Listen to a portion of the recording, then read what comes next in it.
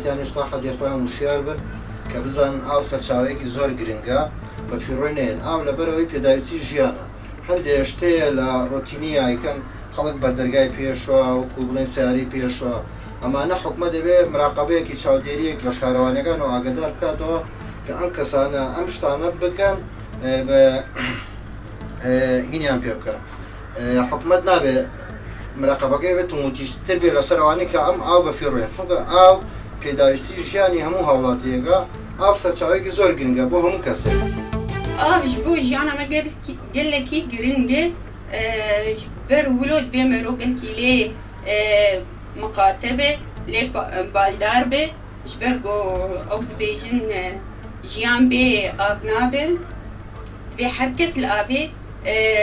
baldar be û birêk û pêk kar bîne. مناڵەکان لە سەرەتاوە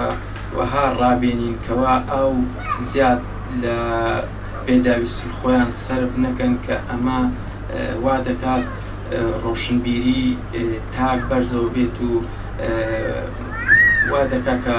ئاو بە فیڕۆ نەچێت. زۆر ئەگەدار بن سەر ئاوی ئەگەر ئاو نەبی ژیانژی نییە یعنی ئەوە ششتنی زۆر خەڵک هەیە مەسەرەن تەماشاکە بە قەدری 10 ڕۆژە ئاو بەکاربینێ یەک سەیارە پێدەشۆ